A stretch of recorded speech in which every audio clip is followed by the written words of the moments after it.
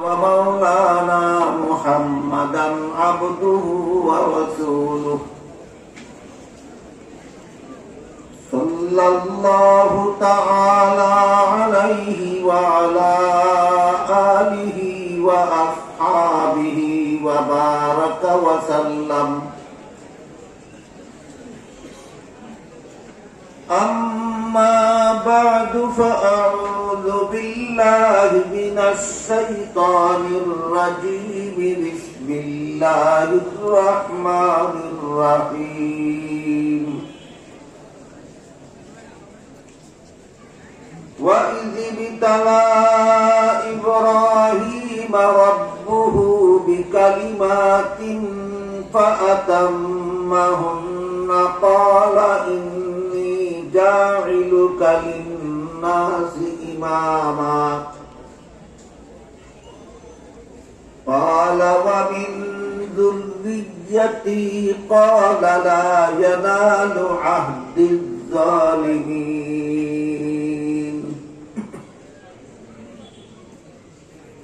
بارك الله لنا ولكم في القرآن العظيم ونفعنا وإياكم بالآيات والذكر الحكيم.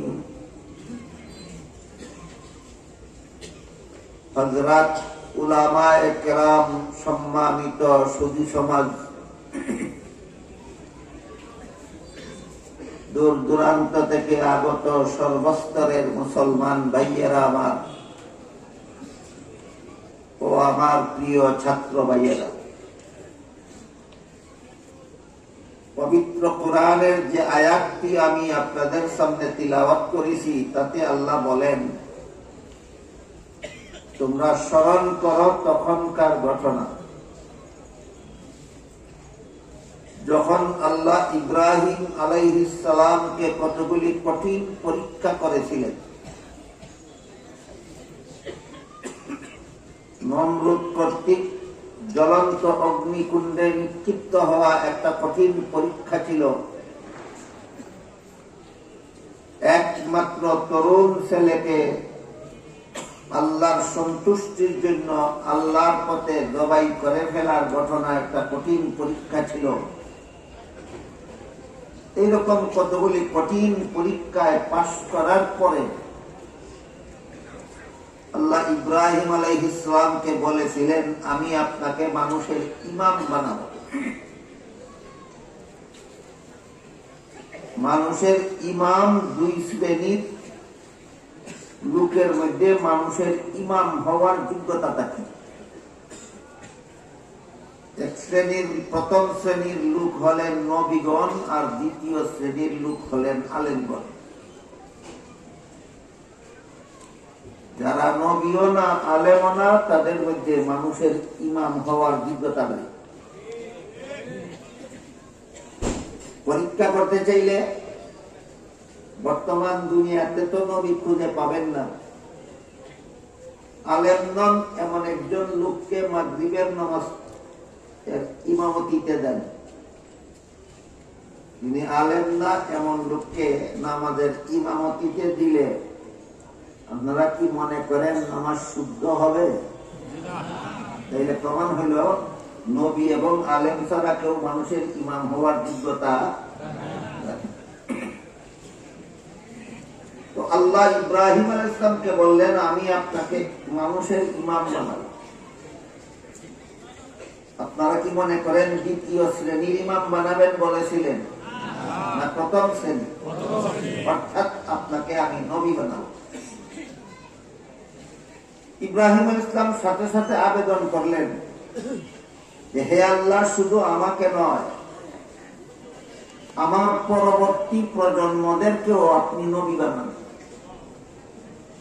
আমার পরবর্তী বংশধরদেরকেও আপনি নবী বানান। জবাবে আল্লাহ পাক রব্বুল আলামিন বললেন, আমি বংশের ভিত্তিতে নবী বানাই। আমি যে মূল নীতির ভিত্তিতে নবী বানাই সেটা হলো লা ইয়ানালু আহদিজ যালিমিন।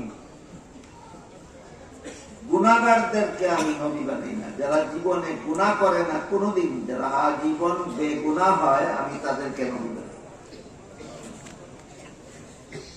এখানে আল্লাহ পাক রব্বুল আলামিন সমস্ত নবীদের জন্য একটা সার্বজনীন মূলনীতি ঘোষণা করে দিলেন, কোন গুনাহগারকে আল্লাহ নবী বানান না, আর আল্লাহ যাদেরকে নবী বানান তারা জীবনে কোনোদিন গুনাহ করে না। একটা মূলনীতি।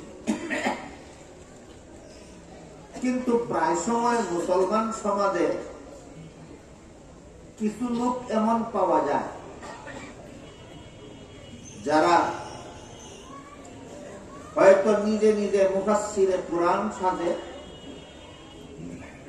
আর না হয় নিজে নিজে আমির সাজে। এগুলি নিজে নিজে সাজার ব্যাপার না। আমির নিজে নিজে হওয়ার ব্যাপার নয়। আমির অপরের মাধ্যমে নিযুক্ত হওয়ার ব্যাপার। মুফাসসিরে কুরআন নিজে নিজে হওয়ার ব্যাপার নয়, মুফাসসিরের কাছে কুরআন শিখার ব্যাপার। আল্লাহ সরাসরি আমাদের নবীকে সম্বোধন করে বলেন, সুম্মা ইন্না আলাইনা বায়ানা, অতঃপর আমি আপনাকে কুরআন শিক্ষা দেব। নবীর ভাষাও আরবি, কুরআনের ভাষাও আরবি। তারপর আল্লাহ বলেন, আপনাকে আমি কুরআন শিক্ষা দেব।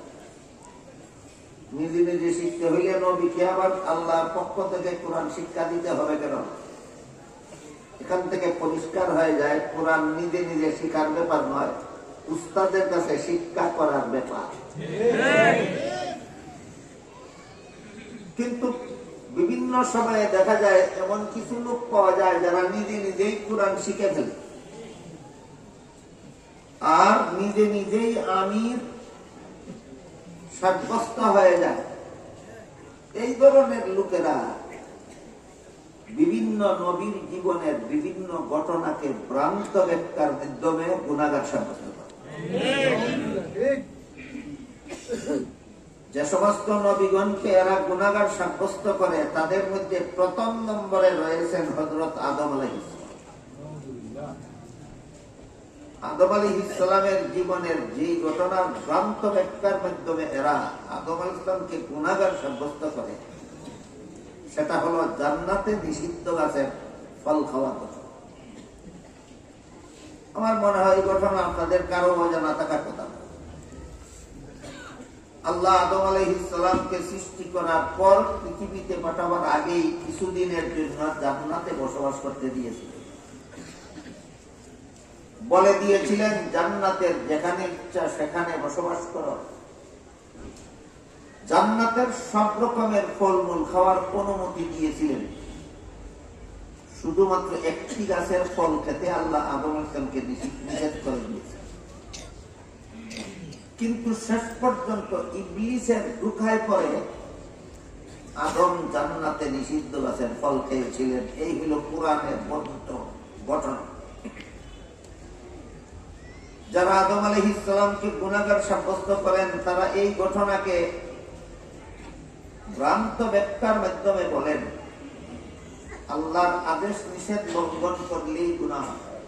আর আদম যে লঙ্ঘন করলেন সেটা তো কোরআনেই আছে, সুতরাং আল্লাহর নিষেধ লঙ্ঘনের কারণে আদম গুনাহগার হলেন। এই হইল ব্যাখ্যাটা।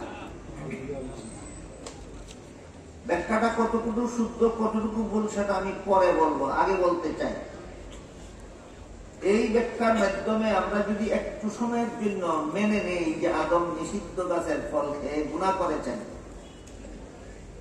আল্লাহর মূল নীতিটা কি ছিল? গুনাহগারদেরকে নবী বানায়। তাহলে এই ব্যাখ্যার দ্বারা আল্লাহর মূল নীতি ঠিক থাকে না লঙ্ঘন হয়? এর দ্বারাই প্রমাণ হয়ে গেল ব্যাখ্যাটা ভ্রান্ত। ব্যাখ্যাটা ভ্রান্ত। কোরআনের কোন আয়াতের এমন ব্যাখ্যা করা যার দ্বারা আল্লাহর কোন নির্ধারিত কোন বিধিবিধান লঙ্ঘন হওয়া অবধারিত হয়, এমন ব্যাখ্যাই ভ্রান্ত। নবীগণের জীবনের এমন কোন ঘটনাকে এমন ব্যাখ্যা করা যে ব্যাখ্যার দ্বারা আল্লাহর মূলনীতি লঙ্ঘন হয়, এই ব্যাখ্যাগুলি গ্রন্থ। তাহলে এই ব্যাখ্যা আদম আলাইহিস সালামকে গুনাহগার সাব্যস্ত করার মতো ব্যাখ্যা, এটা এরা পাইল কোথায়? যারা করে এমন ব্যাখ্যা ওরা পেল কোথায়? আমি যতটুকু অনুসন্ধান চালিয়ে দেখেছি, এটা এদের নিজেদের মস্তিষ্ক প্রসূত ব্যাখ্যা নয়, এটা খ্রিস্টানদের কাছ থেকে আমদানিকৃত ব্যাখ্যা। খ্রিস্টানদের কাছ থেকে এই ব্যাখ্যা তারা আমদানি করেছে কিভাবে একটু লক্ষ্য করে দেখুন। বাংলাদেশের স্বাধীনতা লগ্ন থেকে একটা খ্রিস্টানদের একটা সংগঠন বাংলাদেশে তাদের ধর্ম প্রচারের কাজ করে যাচ্ছে। এটার নাম হলো খ্রিস্টান মিশনারি বাংলাদেশ। এরা বাংলাদেশে খ্রিস্ট ধর্ম প্রচারের জন্য অসংখ্য বই পুস্তক পুস্তিকা প্রকাশ করেছে। এর মধ্যে খ্রিস্টানদের লিখিত, খ্রিস্টানদের প্রকাশিত একটা বইয়ের নাম আছে কোরআনের আলোকে বেহেশতে যাওয়া। তৈরি করে এমন শব্দ চয়নের মাধ্যমে বইয়ের নাম দিয়েছে যেন বইয়ের নামটা দেখলে কোন সাধারণ মুসলমান কল্পনাও করতে না পারে যেটা খ্রিস্টানদের লেখা। বইয়ের নাম দিয়েছে কোরআনের আলোকে বেহেশতে যাওয়া। চটকদার নাম দেখে যে কোনো মুসলমান যেন আগ্রহের সাথে পড়লেই যেন বিভ্রান্তির শিকার হয়। এই বইয়ে খ্রিস্টানেরা লিখেছে প্রথম মানুষ আদম, প্রথম পাপিষ্ঠ। আপনারা বলুন তো, আদম শুধু প্রথম মানুষ না প্রথম নবীও? প্রথম নবী আদম, প্রথম পাপিষ্ঠ। কি ছিল আদমের পাপ? খ্রিস্টানেরা তাদের বইয়ে লিখেছে জান্নাতে নিষিদ্ধ গাছের ফল খাওয়া ছিল আদমের পাপ। তারপরে দ্বিতীয় যে কথাটা তারা লিখেছে সেটা হলো এই পাপিষ্ঠ আদমের বংশে যত নবী জন্মগ্রহণ করেছে সবগুলি নবী জন্মগত পাপিষ্ঠ। কি ছিল অন্যান্য নবীর পাপ? পাপিষ্ঠ আদমের বংশে জন্ম হওয়াটাই ছিল অন্যান্য নবীর পাপ। এরপরে তৃতীয় যে কথাটা তারা লিখেছে সেটা হলো শেষ পর্যন্ত আল্লাহ একজন নবীকে নিষ্পাপ বানাবার জন্য তাকে আর পাপিষ্ঠ আদমের বংশে জন্ম না দিয়ে আল্লাহ নিজের ঔরসে জন্ম দিলেন। তিনি হলেন হযরত ঈসা আলাইহিস সালাম। একমাত্র ঈসা আলাইহিস সালাম আল্লাহর বংশে জন্ম হওয়ার কারণে নিষ্পাপ। তিনি ছাড়া আর যত নবী পাপিষ্ঠ আদমের বংশে জন্মগ্রহণ করেছেন সবগুলি নবী জন্মগত পাপিষ্ঠ। এখান থেকে আমরা কি পেলাম?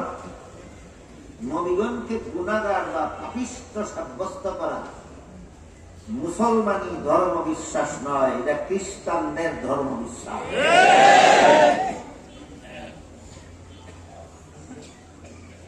নবীগণকে গুনাহগার সাব্যস্ত করা মুসলমানদের ধর্ম বিশ্বাস নয়, এটা খ্রিস্টানদের ধর্ম বিশ্বাস। তাহলে আদম আলাইহিস সালামের জান্নাতে নিষিদ্ধ গাছের ফল খাওয়ার বিশুদ্ধ ব্যাখ্যা কি? বিগত 1300 বছরের ইতিহাসে নির্ভরযোগ্য মুফাসসিরিনে কেরাম যত তাফসীরের কিতাব লিখেছেন প্রায় সবগুলি তাফসীরের কিতাবে আদমের নিষিদ্ধ গাছের ফল খাওয়ার বিশুদ্ধ ব্যাখ্যা লেখা আছে। বেশ কতগুলি ব্যাখ্যা লেখা, সবগুলি ব্যাখ্যা বলার মতো সময় সুযোগ এই মুহূর্তে আমার হাতে নাই। আপাতত একটি ব্যাখ্যার কথা বলি। তারা লিখেছেন যে মানুষের জীবনে কোন কাজে সওয়াব হয়, কোন কাজে গুনাহ হয় দুনিয়ার জীবনে। জান্নাতি জীবনের কোন কাজের সওয়াব নাই, গুনাহ নাই। এবার বলুন বিশুদ্ধ ব্যাখ্যাটা কি? মানুষের কোন কাজে সওয়াব হয়, কোন কাজে গুনাহ হয় কোন জীবনে? জান্নাতি জীবনের কোন কাজে সওয়াব নাই। এবার বলুন আদম নিষিদ্ধ গাছের ফল খেয়েছিলেন কোন জীবনে? জান্নাতি জীবনে। এর সাথে সওয়াবের কোনো সম্পর্ক নাই।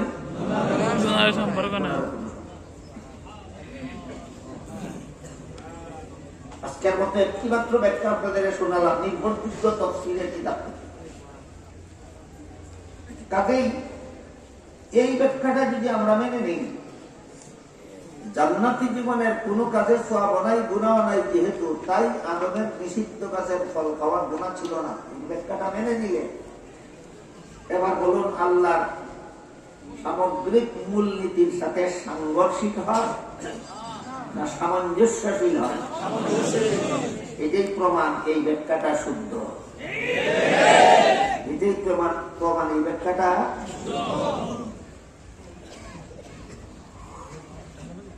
কাজেই কোন না কোন নবীর জীবনের কোন ঘটনাকে ভ্রান্ত ব্যাখ্যার মাধ্যমে গুনাহগার সাব্যস্ত করা, এটা ভ্রান্ত মতবাদ, এটা ইসলামের বিশুদ্ধ মতবাদ নয়। আল্লাহ পাক রব্বুল আলামিন সূরা শুরা 13 নম্বর আয়াতে বলেন, আকিমুদ্দিন। এখানে দ্বীন শব্দকে আল্লাহ ইসলামের বিশুদ্ধ মতবাদ অর্থে ব্যবহার করেছেন। ইসলামের সহি আকিমুদ্দিনের অর্থ হলো তোমরা ইসলামের সহি আকীদায় অটল থাকো। সহি আকীদা শব্দ দুইটা কুরআনের ভাষা, আরবি ভাষা। বাংলা অর্থ হবে বিশুদ্ধ মতবাদ। আল্লাহ যে সূরা 13 নম্বর আয়াতে বলেছেন আকিমুদ্দিন, এর অর্থ হলো তোমরা ইসলামের সহি আকীদায় অটল থাকো, বিশুদ্ধ মতবাদে অটল থাকো। কেন বললেন? কারণ স্বয়ং রাসূলের যুগে এমন বেশ কিছু লোক ছিল যারা নিজেদেরকে নিজেরা মুসলমান বলে দাবি করত, কিন্তু ইসলাম বিরোধী মতবাদ অন্তরে পোষণ করত। মুসলমান হওয়ার দাবি করে, কিন্তু ইসলাম বিরোধী মতবাদ অন্তরে পোষণ করে। এই সমস্ত কুচক্রীরা যেন ইসলামের নাম ব্যবহারের সুযোগ না পায়, এজন্য আল্লাহ সূরা 13 নম্বর আয়াতে আকিমুদ্দিন বলেছেন, তোমরা সত্যই যদি মুসলমান হয়ে থাকো তাহলে ইসলামের বিশুদ্ধ মতবাদে অটল থাকো, ভ্রান্ত মতবাদ ইসলামের নামে পোষণ করবা না। আমাদের বর্তমান সময়েও মুসলমান সমাজে এমন যথেষ্ট লোক আছে যারা একদিকে নিজেদেরকে মুসলমান হওয়ার দাবি করে, অপরদিকে অন্তরে ভ্রান্ত মতবাদ পোষণ করে। সর্বযুগের এইরকম কুচক্রীদের বেলায় সূরা শুরার সেই 13 নম্বর আয়াতাংশ প্রযোজ্য। যে কোনো যুগে যে কোনো লোক মুসলমান হওয়ার দাবি করবে আর ভ্রান্ত মতবাদ পোষণ করবে, তার বেলায় আকিমুদ্দিন আয়াত প্রযোজ্য। আমাদের যুগে যারা যারা ইসলামের নামে ভ্রান্ত মতবাদ পোষণ করে, তাদের মধ্যে আমার মনে হয় 1 নম্বর কাতারে রয়েছে কাদিয়ানীরা। এরা নিজেদের দলের নাম দিয়েছে আহমদিয়া মুসলিম জামাত। মুসলিম জামাত শব্দের অর্থই মুসলমানের দল। মুসলিম জামাত শব্দের অর্থই মুসলমানের দল। আর মতবাদ পোষণ করে মুসলমানি না কুফরি? আশ্চর্যের ব্যাপার হইল, এই বাংলার জমিনে এমন কিছু জ্ঞান পাপীরও আবির্ভাব হয় মাঝে মধ্যে, যাদের জ্ঞানে ধরে না যে কাদিয়ানির অপরাধটা কি। এরাও তো কলেমা পড়ে, নামাজ পড়ে, রোজা রাখে, হজ করে, দেখাচ্ছে। এই জন্য কাদিয়ানীদের ধোঁকায় না পড়ার জন্য, এই সমস্ত জ্ঞান পাপীদের বিভ্রান্তিতে না পড়ার জন্য আমার মনে হয় সমস্ত মুসলমানের জানা থাকা দরকার যে কাদিয়ানীরা কোন কারণে কাফের। কাদিয়ানীরা কোন কারণে কাফের, এই প্রশ্নের জবাবটা জানার জন্য আগে একটা পূর্ব কথা আমাদের সকলের মনে থাকতে হবে। সেটা হলো ঈমান কাকে বলে। এই প্রশ্নের জবাব কিছু জবাব আছে অনেক লম্বা, কিছু জবাব আছে মাঝারি ধরনের, কিছু জবাব আছে অতি সংক্ষিপ্ত। আপনাদের সকলের সারা জীবন মনে থাকার জন্য আমি অতি সংক্ষিপ্ত জবাব দেব। ঈমান কাকে বলে এই প্রশ্নের অতি সংক্ষিপ্ত জবাব হল, পবিত্র কোরআনের শুরু থেকে শেষ পর্যন্ত আল্লাহ যা কিছু বলেছেন সবগুলি সঠিক বলেছেন। এই কথা বিশ্বাস করার নামে। আরো সংক্ষেপে, কোরআনের সব কথা সঠিক বিশ্বাস করার নাম। কোরআনের সব কথা সঠিক বিশ্বাস করার নাম। অতি সংক্ষিপ্ত জবাবটা কেন বললাম আগেই বলেছি, কেন সব মুসলমান জীবন মনে রাখতে পারে ঈমান কাকে বলে, কোরআনের সব কথা সঠিক বলে বিশ্বাস করার নাম।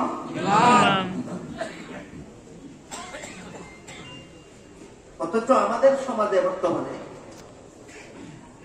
লক্ষ লক্ষ নয় কোটি কোটি মানুষ আছে যারা নিজেদেরকে ঈমানদার মনে করে খেয়ালি পোলাও খায়, নিজেদেরকে সমাজে মুসলমান বলে পরিচয় দেয়, কিন্তু কোরআনের অনেক কথাকেই সঠিক বলে মেনে নিতে পারে না। এরকম অনেক আছে, অনেক। উদাহরণ দিতে থাকলে রাত পোহায় যাবে। এই উদাহরণ শেষ হবে। আপাতত একটা উদাহরণ দিয়ে দেখি আপনারা কতটুকু ধৈর্যের সাথে শুনতে পারেন। পবিত্র কোরআনের সূরা আহজাবের 33 নম্বর আয়াতের শুরুতেই আল্লাহ বলেন, ওয়াকারনা ফি বুয়ুতিকুন্না। এর অর্থ হলো, হে মুসলমান মহিলারা, তোমরা বসবাসের ঘরে অবস্থান। কোথায় অবস্থান করবে? তার বিধান আল্লাহ কোথায় বর্ণনা করলেন? সূরা আহজাবের 33 নম্বর আয়াতের শুরু। মহিলারা বসবাসের ঘরে থাকো। মহিলারা মুসলমান মহিলারা বসবাসের ঘরে থাকো, বসবাসের ঘরে থাকো, বসবাসের ঘরে থাকো। এখন যদি কেউ বলে পুরুষ পথে ঘাটে হাটে মাঠে শহরে বন্দরে যেখানে সেখানে বিচরণ করতে পারে, আর মহিলারা বসবাসের ঘরে বসে থাকবে কোন যুক্তিতে? এমন কথা বলে কিনা কেউ? এক দুজন, 2-400, 2-4,000, না 2-4 লক্ষ, লক্ষাধিক লোকের। এই কথাটা যারা বলে তারা কি কোরআনের সকল কথাকে সঠিক মানে? আবার তুমি বুঝে শুনে বলো ঈমান কাকে বলে? তোমার তো কোরআনের সব কথা সঠিক বলে তোমার বিশ্বাস হই নাই, তোমার ঈমান রইল কোথায়? এই সমস্ত ঈমানদার রূপী বেঈমানেরা কোরআনের বিধানের বিরুদ্ধে সরাসরি কোরআন মানি না বলে না, বললে এরা যে বেঈমান সমাজে ধরা খেয়ে যাবে, এই জন্য কোরআন মানি না বলে না। এরা কোরআনের এক একটা বিধানের বিরুদ্ধে এক একটা শয়তানি যুক্তি রাখবে না। এই যুক্তিটাই হলো এদের বেঈমানির প্রমাণ। এজন্য মূল কথা বাকি রেখে আপাতত যুক্তি সম্পর্কে কিছু কথা বলে দিল। হাকিমুল উম্মত হযরত আল্লামা আশরাফ আলী থানভী রাহমাতুল্লাহি আলাইহি আল মাসালিহুল আকলিয়া নামক কিতাবে লিখেছেন, ইসলামে এমন কোন বিধান নাই যার পক্ষে চূড়ান্ত কোন যুক্তি নেই, কিন্তু ইসলামের সকল বিধানের যুক্তি বুঝার যোগ্যতা সকল পণ্ডিতের মাথায় নেই। এবার বুঝাতে কি বলেন, যুক্তি নাই না সব যুক্তি বুঝার যোগ্যতা সবার মাথায় নাই? সবচেয়ে বড় চূড়ান্ত যুক্তি হইল অপেক্ষাকৃত কম জ্ঞান সম্পন্ন ব্যক্তি অপেক্ষাকৃত অধিক জ্ঞানীর লোকের কথা মেনে নেওয়া, এটাই চূড়ান্ত যুক্তি। এবার বলেন, আপনারা বেশি জ্ঞানী না আল্লাহ বেশি জ্ঞানী? আল্লাহর কথার বিরুদ্ধে যুক্তি দেওয়ার মানে হইল নীরব ভাষায় এই কথা বলা যে আল্লাহর চেয়ে আমি বেশি জ্ঞানী। এই হইল বেঈমান আর কাফির হওয়ার কারণ। আর যদি আপনারা বলেন যে না আমাদের কোন যুক্তির দরকার নাই, আমরা যেহেতু আল্লাহর সমান জ্ঞানী হব, দূরের কথা আমাদের জ্ঞান অতি সংকীর্ণ, একেবারে সীমিত। কাজে আল্লাহ যা বলেন সব কথা আমরা বুঝি আর না বুঝি, আল্লাহর কথা মেনে নেওয়াই চূড়ান্ত যুক্তিসম্মত। এটা যদি আপনারা মানেন, তাহলে কোন যুক্তিতে আল্লাহ মহিলাদের বসবাসের ঘরে থাকতে বলেছেন তার যুক্তিগুলি অনায়াসেই বুঝে। আল্লাহ মহিলাদের জীবনে 5টা অতিরিক্ত দায়িত্ব দিয়েছেন, যা দুনিয়ার কোন পুরুষ পালন করার ক্ষমতাই রাখে। 1 নম্বর, প্রতি মাসে মাসে মাসিক ঋতুস্রাবের ঝামেলা সহ্য করার দায়িত্ব। 2 নম্বর, প্রতিটি সন্তান গর্ভে ধারণ করার দায়িত্ব। 3 নম্বর, প্রতিটি সন্তানের প্রসব কষ্ট সহ্য করার দায়িত্ব। 4 নম্বর, প্রতিটি সন্তানকে স্তনের দুধ পান করাবার দায়িত্ব। 5 নম্বর, প্রতিটি সন্তান নিজে নিজে চলাফেরার যুক্ত হওয়ার পূর্ব পর্যন্ত প্রতিটি শিশু সন্তানকে লালন পালনের দায়িত্ব। এই 5 দায়িত্বের একটাও কোনো পুরুষে করতে পারে। এমত অবস্থায় বলুন তো, মাসিক ঋতুস্রাব চলাকালে মহিলাদের জন্য সারাদিন অফিসের চেয়ারে বসে থাকা সুবিধা না বসবাসের ঘরে থাকা সুবিধা? সন্তান গর্ভে নিয়ে খেতে খামারে পুরুষের কাঁধে কাঁধ দিয়ে কাজ করা সুবিধা না বসবাসের ঘর সুবিধা?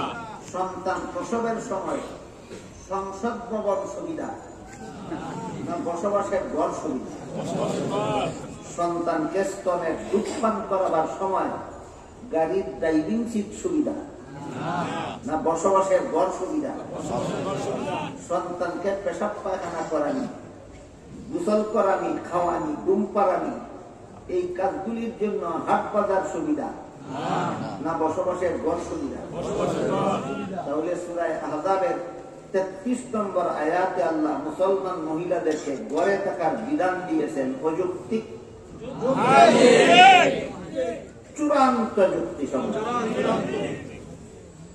ইসলামে যেমন কোন বিধান নাই যার পক্ষে কোন চূড়ান্ত কোন যুক্তি নাই, কিন্তু ইসলামের সকল বিধানের যুক্তি বোঝার যোগ্যতা সকল পণ্ডিতের মাথায় নাই।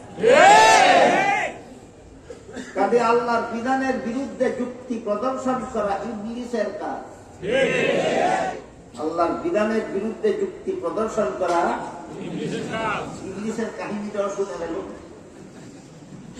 ইবলিস 80,000 বছর আল্লাহর ইবাদত করেছে। এটা মনে রাখবেন, কতদিন?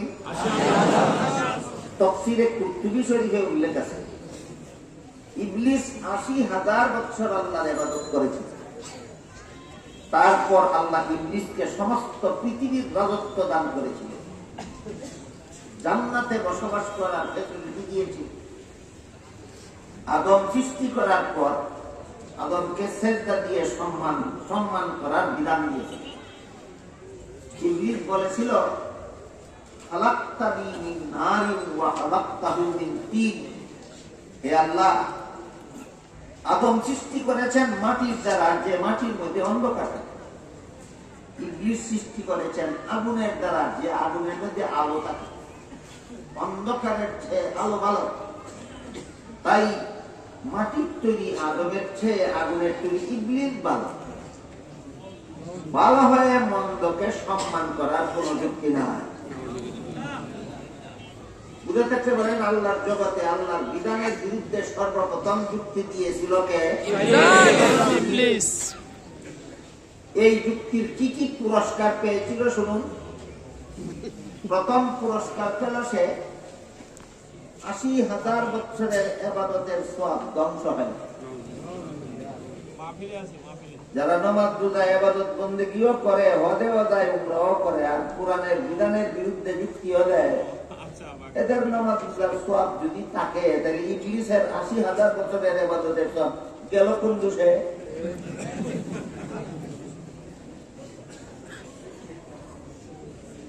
আল্লাহর বিধানের বিরুদ্ধে যুক্তি দেওয়ায় ইবলিসের প্রথম পুরস্কার 80,000 বছরের ইবাদত বন্দেগীর সব ধ্বংস হয়েছে। দ্বিতীয় পুরস্কার, সমস্ত পৃথিবীর রাজত্ব তার হাত থেকে ছিনিয়ে নেওয়া। রাজত্ব রইল না, ছিনিয়ে নেওয়া হল।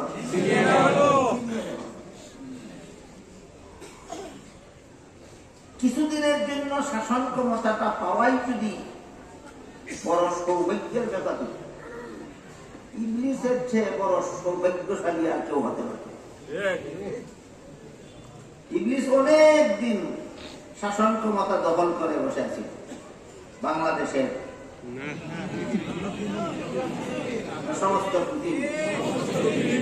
সমস্ত পৃথিবীর শাসন ক্ষমতা যে পাইছিল সে যদি চিরকালের জন্য অভিশপ্ত হতে পারে শুধু আল্লাহর বিধানের বিরুদ্ধে যুক্তি দেওয়ার কারণে, সামান্য এক টুকরা ভূখণ্ডের শাসন ক্ষমতা অল্প দিনের জন্য পাওয়ার পরে যারা আল্লাহর বিধান সমূহের বিরুদ্ধে যুক্তি দিতে দিতে অন্ধকার করে ফেলে, তাদের কপালে কি আছে? ইবলিসের 2 নম্বর পুরস্কার পৃথিবীর শাসন ক্ষমতা ছিনিয়ে নেওয়া হোক। ইবলিসের 3 নম্বর পুরস্কার জান্নাত থেকে বহিষ্কার করে দেওয়া। ইবলিসের 4 নম্বর পুরস্কার চিরকালের জন্য অভিশপ্ত করে দেওয়া। এতগুলি কাহিনী ইবলিসের কোরআনে আল্লাহ বারবার বারবার বারবার বলেন কেন? সবসময় যারা কোরআন তেলাওয়াতের অভ্যাস রাখেন তারা দেখতে পাবেন এই কিছুক্ষণ পরে পরেই কোরআনে ইবলিসের কাহিনী, কিছুক্ষণ পরে পরেই কোরআনে ইবলিসের কাহিনী। ঘটনা কি?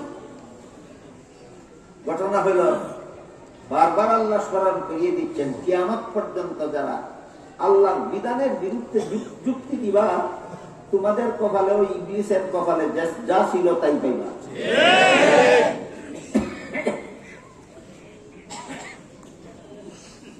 এরপরও গৌরবের সাথে অনেকেই নিজের নামের সাথে যুক্তিবাদী শব্দ ব্যবহার করতে আনন্দ পায়। ইবলিসের চেয়ে বড় যুক্তিবাদী আছে নাকি?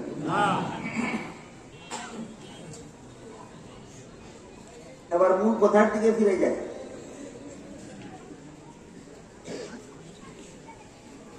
আল্লাহ পাক রব্বুল আলামিন কোরআনের শুরু থেকে শেষ পর্যন্ত যত কথা বলেছেন এর অনেকগুলি সঠিক, সবগুলিকে সঠিক বিশ্বাস করার নাম ঈমান। সূরা আহজাবের 33 নম্বর আয়াতে বলেছেন মুসলমান মহিলারা বসবাসের ঘরে থাকে, এটা বেশি। তাহলে এবার মূল কথাটা শুনে, এই সূরা আহজাবের 40 নম্বর আয়াতে আল্লাহ আমাদের নবীকে বলেছেন ওয়ালাকিন রাসূলুল্লাহি ওয়া খাতামান নাবিয়্যিন। মুহাম্মদ সাল্লাল্লাহু আলাইহি ওয়াসাল্লাম আল্লাহর রাসূল এবং খাতামুন নবিয়্যিন। এই খাতামুন নবিয়্যিন শব্দটা কোরআনের ভাষায় বললাম, অর্থ আমরা হাদিস থেকে বোঝার চেষ্টা করি। হাদিস শরীফে রাসূল করিম সাল্লাল্লাহু আলাইহি ওয়াসাল্লাম বলেন লা তাকুমুস সাআতু হাত্তা ইউবআসা দাজ্জালুনা কাযযাবুনা কুল্লুহুম ইয়াজআমু আন্নাহু নাবিয়্যুন ওয়া আনা খাতামুন নাবিয়্যিন লা নাবিয়্যা বা'দি। এর অর্থ হলো আমার পরবর্তী কেউ যদি নবী হওয়ার দাবি করে তাহলে সে হবে মিথ্যাবাদী দাজ্জাল। কারণ বর্ণনা করে রাসূল বলেন আমার পরবর্তী কেউ নবী হওয়ার দাবি করলে সে মিথ্যাবাদী দাজ্জাল হবে। কেন? তার কারণ হলো আল্লাহ যে আমাকে খাতামুন নবিয়্যিন উপাধি দিয়েছেন, এর অর্থ হলো আমার পরে কোনো নবী নাই, আমি শেষ নবী। সূরা আহজাবের 40 নম্বর আয়াতে আল্লাহ আমাদের নবীকে খাতামুন নবিয়্যিন বলেছেন, আর হাদিস শরীফে রাসূল বলেছেন এর অর্থ হলো শেষ নবী। এর অর্থ হলো শেষ নবী। এবার বলুন কাদিয়ানীরা মুহাম্মদ রাসূলকে শেষ নবী মানে কি? না। তাইলে কোন সূরার কত নম্বর আয়াত অমান্য করলো? সূরা আহজাবের 40। এই কারণে কাদিয়ানী। আমি অনেককে জিজ্ঞাসা করছি কাদিয়ানী কেন কথা বলতে পারেন, কয় নবী মানেন। আমি না তুই একজন নবী অমান্য করেন, সব নবী। আদম আলাইহিস সালাম থেকে নিয়ে মুহাম্মদুর রাসূলুল্লাহ পর্যন্ত এমন একজন নবী নাই যেই নবীকে কাদিয়ানীরা বলে নবী না। সব নবীকে নবী। কাদিয়ানী নবী না মেনে কাফির নয়, কুরআন না মেনে কাফির। বলতে পারবেন কোরআনের কোন সূরার কত নম্বর আয়াত না মানায় কাদিয়ানী কাফির? সূরা 40 নম্বর আয়াত। সূরা 40 নম্বর আয়াত না মানায় কাদিয়ানী কাফির। আমাদের দেশে এখনো এমন যথেষ্ট পরিমাণ জ্ঞান পাপি আছে যারা কোরআনের আরেকটা বিধানকে বৃত্তাঙ্গুলি প্রদর্শন করে। সেটা হলো সূরা নিসার 11 নম্বর আয়াত। সূরা নিসার 11 নম্বর আয়াতে আল্লাহ বলেছেন ওয়ালিয যাকারি মিসলু হাজ্জিল উনসায়াইন। পিতামাতা মারা গেলে পিতামাতার ত্যায্য সম্পদের ছেলে পাবে 2 অংশ, মেয়ে পাবে 1 অংশ। এটা আল্লাহর বিধান। এই বিধানটা আল্লাহ বলেছেন কোন সূরার কত নম্বর আয়াতে? সূরা নিসার 11 নম্বর। আমার জানা মতে বাংলাদেশে এই বিধানের বিরুদ্ধে সর্বপ্রথম বিদ্রোহ ঘোষণা করেছিল তসলিমা নাসরিন। তসলিমা নাসরিন বলেছিল এই বিধানের দ্বারা কোরআন নারীদের প্রতি অবিচার করেছে। ছেলেকে দিয়েছে 2 অংশ আর মেয়েকে দিয়েছে 1 অংশ। এর মাধ্যমে নারীর প্রতি অবিচার করা কাজেই কোরআন ভুল। এটা ছাড়া অনেক ভুল কোরআনে আছে। আলেমরা যদি বর্তমানে কোরআনের ভুলগুলি সংশোধন করে নিতে পারে তাহলে আধুনিক যুগে কোরআনটা চলতে পারে। আর আলেমরা যদি কোরআনের ভুলগুলি সংশোধন করতে না পারে জ্ঞান বিজ্ঞানের যুগে এই কোরআন হয়ে দাঁড়াবে অচল। যে কারণে তখনকার বাংলাদেশের 16 কোটি মুসলমান একসাথে গর্জে উঠেছে। রাতের অন্ধকারে বুরকা পরে বাংলাদেশ থেকে পালিয়ে সুইডেন গিয়েছে। তসলিমা সুইডেন চলে যাওয়ার পরে বাংলাদেশে একটা সংসদ নির্বাচন হয়েছে। সেই সংসদ নির্বাচনে একজন মহিলা সংসদ সদস্য নির্বাচিত হয়েছে। তার নাম ছিল ফরিদা রহমান। ফরিদা রহমান সংসদ সদস্য নির্বাচিত হয়ে পত্র পত্রিকায় ঘোষণা দিল যে আমি তসলিমা নাসরিনের মতো কোরআনকে ভুল বলি না। তবে সূরা নিসার 11 নম্বর আয়াতে আল্লাহ বলেছেন ছেলে পাবে 2 অংশ, মেয়ে পাবে 1 অংশ। আমরা সমান সমান দেব। কোরআনকে ভুল বলস না তোর মাথা বলস। আমি তসলিমার মতো কোরআনকে ভুল বলি না। তবে সূরা নিসার 11 নম্বর আয়াতে আল্লাহ বলেছেন ছেলে পাবে 2 অংশ, মেয়ে পাবে 1 অংশ। আমরা দেওয়া বেলায় সমান সমানই দিব। কারণ সমান দিলে গুনাহ হবে এমন কথা আল্লাহ কোরআনের কোন আয়াতে বলে। আমি শুরু থেকে শেষ পর্যন্ত কোরআন সবটুকু পড়ে দেখেছি। সমান দিলে গুনাহ হবে এমন কথা আল্লাহ কোরআনের কোথাও বলে। আচ্ছা, কোরআনের সবটুকু নয়, আমি 2-3টা আয়াতের কথা আপনাদেরকে বলি। 11 নম্বর আয়াতে বলেছেন ছেলে পাবে 2 অংশ, মেয়ে পাবে 1 অংশ। 12 নম্বর আয়াতে বলেছেন আরো কে পাবে কত অংশ। 13 নম্বর আয়াতে বলেছেন এগুলি আল্লাহর বিধান। 14 নম্বর আয়াতে বলেছেন যে মানবে না চিরকালের জন্য জাহান্নামে যাবে যেহেতু কোনো গুনাহ হবে। কতদিনের জন্য জাহান্নামে? ছেলের 2 অংশ, মেয়ের 1 অংশ। এটা না মানলে চিরকালের জন্য জাহান্নামে যাবে। এটা না মানার কারণে নয়, কোরআনের একটা কথা না মানার কারণে। এবার বুঝতে পারছেন ব্যাপারটা কি? কোরআনে আল্লাহ বলেছেন ছেলের 2 অংশ, মেয়ের 1 অংশ। তুমি মানো না, এর মানে তুমি কোরআন মানো। তুমি যদি মুসলমান থাকো খাদ্য নিয়ে কোন দোষে কাফের হলো? তাহলে তার দোষে আর তোমার দোষে ব্যবধান করবে। ও মানে না সূরা আহজাবের 40 নম্বর আয়াত। আপনাদের মতো জ্ঞান পাপীরা মানুষ না সূরা নিসার 11 নম্বর আয়াত। তাহলে ফরিদা রহমানের কোরআন পড়াটা কেমন?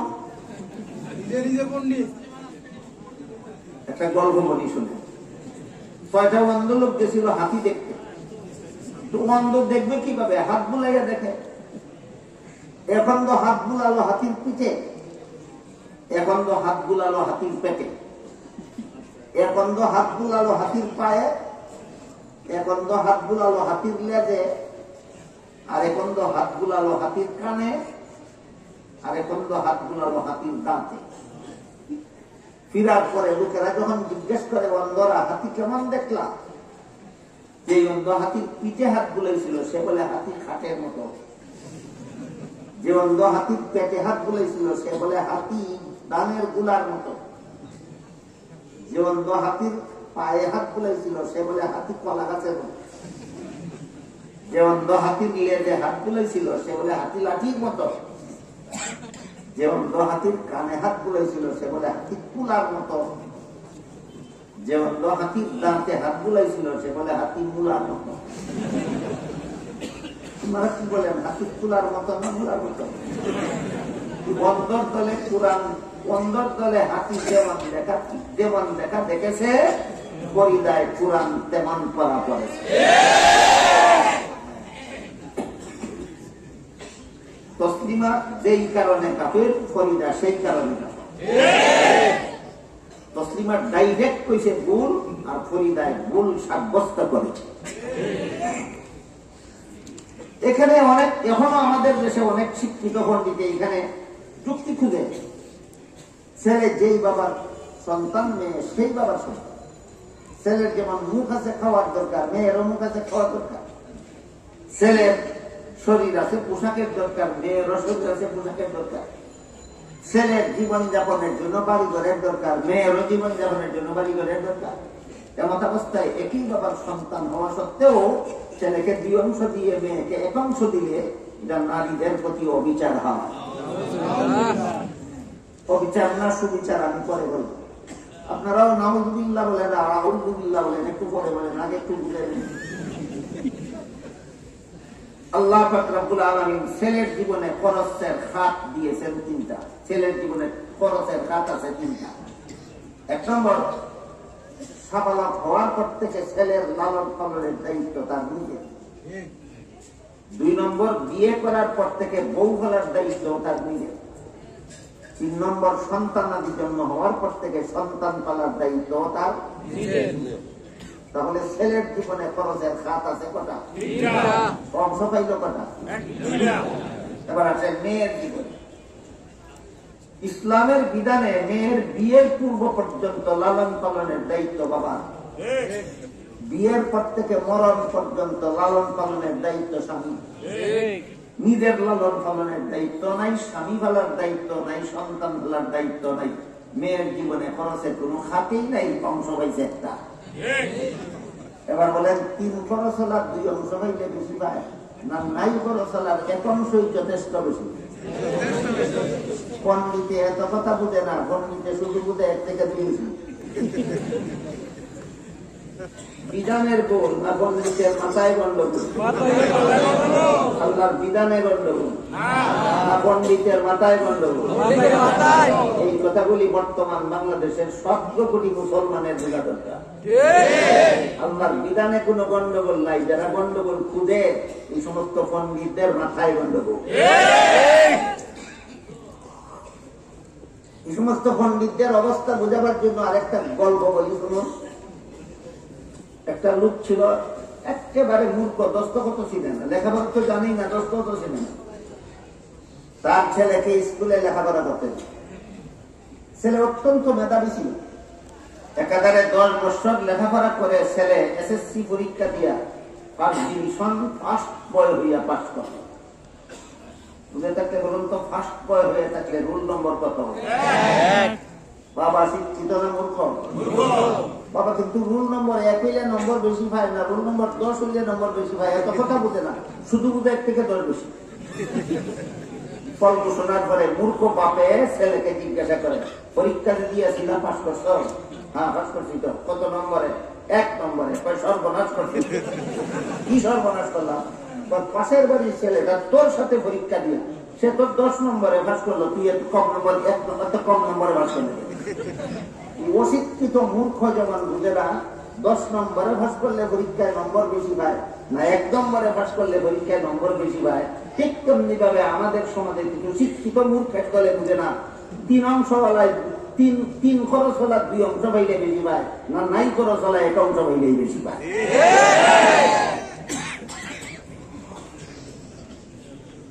কয়েকটা উদাহরণ বুঝে থাকলে বলুন, আমাদের সমাজে এমন পণ্ডিত আছে কিনা যারা কোরআনের বিধানের বিরুদ্ধে যুক্তি খুঁজে?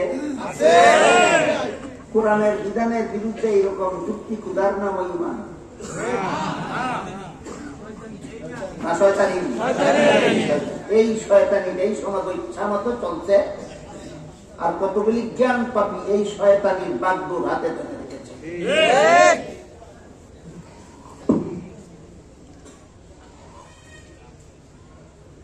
কাজেই কারো কোনো মন্তব্য, কারো কোনো যুক্তি, কারো কোনো ব্যাখ্যার দ্বারা যদি কোরআন অমান্য করা অবধারিত হয়ে পড়ে, তাহলে এটা ইসলামের নামে এমন ভ্রান্ত মতবাদ, যে ভ্রান্ত মতবাদ পোষণ করার কারণে তার ধর্ম আর ইসলাম তাকে না, সে কাফের হয়ে যায়। আরেক রকমের ভ্রান্ত মতবাদ আছে, এগুলি পোষণ করলে সরাসরি কাফেরও হয় না, আবার নির্ভেজাল মুসলমানও থাকে না। ওই যে সূরা 13 নম্বর আয়াতে আল্লাহ বলেছেন, কিমুদ্দিন, ইসলামের নামে ভ্রান্ত মতবাদ পোষণ করবা না, ইসলামের বিশুদ্ধ মতবাদে অটল।